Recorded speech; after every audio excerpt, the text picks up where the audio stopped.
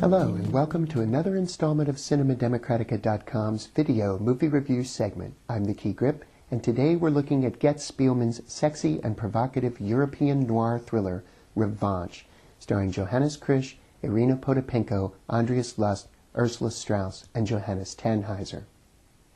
Friends of mine will tell you that I'm too plot-driven, and while I'm not even really sure what that means, I do have a clear enough idea to know that it's an awfully faint way of challenging someone else's taste in movies, especially when the person being challenged counts among his favorites such atmospheric gems as Simon Liang's What Time Is It There and Gus Van Sant's Jerry. Never mind. Expecting the story aspect of a film to work is just about the last transgression for which I'm planning any apologies. If I'm to be guilty of expecting a self-supporting narrative, then by all means, let's pay the nickel fine and have it over with. The sooner we can get back to soaking up a narratively enthralling tunnel of suspense like this one. Johannes Krisch is Alex, the hardscrabble ex-con whose job as a Viennese brothel bouncer entangles him with the beautiful and indentured Ukrainian prostitute Tamara, played by Potapenko. When Tamara's situation at the brothel becomes unsustainable, Alex decides to pay off her debt by robbing a bank located near the farm of his estranged grandfather Hausner, played by Tannhäuser, thence to lie low while the heat dies down under the pretense of chopping Granddad's copious stash of firewood for the coming winter. Of course, Alex's ham-handed robbery goes just as terribly wrong as a person might have imagined ahead of time, whereupon he finds himself holed up at the farm for reasons far more serious than a trifling 40 or 50,000 euros. Then again, Alex's poison-laced isolation is being made all the more unbearable by the recurring pop-in visits of the unsuspecting Suzanne, an early middle-aged, long-time church-going friend and through-the-woods neighbor of Hausner, played by Strauss.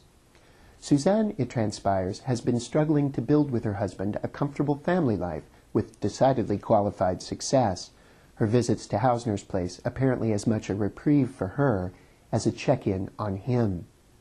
When at last Alex finally confronts Suzanne with the news that he does not welcome the further disruption posed by her company, matters abruptly take a turn that would surely have knocked all of us 10 inches back in our chairs, even if we hadn't known the other, up to then larger reason to cringe at Suzanne's arrestingly heterodox response. What follows is a third act in which no one discloses the only thing that someone else needs to know, a series of misunderstood exchanges raising our anxiety like the counterweight on an elevator to oblivion. Even at the moment of denouement, we realize at a stroke that the critical exchange is being perceived completely differently by each of the three parties to it, the two characters participating, and us. Writer-director Gotz Spielman is no stranger to delicate balancing acts of narrative tension, as in his 2004 film movement selection Antares, but here with Revanche he outdoes even himself in having us endure our awareness of the things of which the characters on the screen are unaware.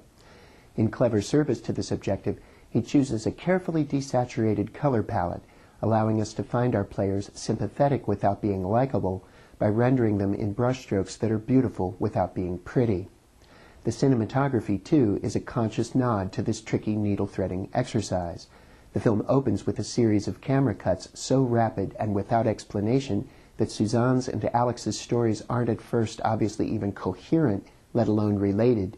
Then at the critical moment we experience a seamless transition to the very opposite photographic style, with takes so long, featuring camera pans so slow and overloaded with latent anticipation, that we find ourselves wondering if the character in question will still even be around to make their next bad decision when we get there.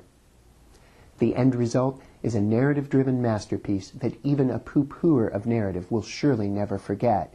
Our sheer exhaustion at the sight of the film's credits, flavored not just with relief for the end of all that ringingly taut discomfort that has come before, but laced, too, with a deep and abiding satisfaction that comes from knowing just how masterfully our route has been plotted along this low-current, intimately personal theme park ride of dread.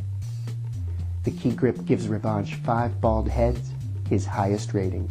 For Cinemademocratica.com, I'm Dave O'Gorman. Thanks for watching.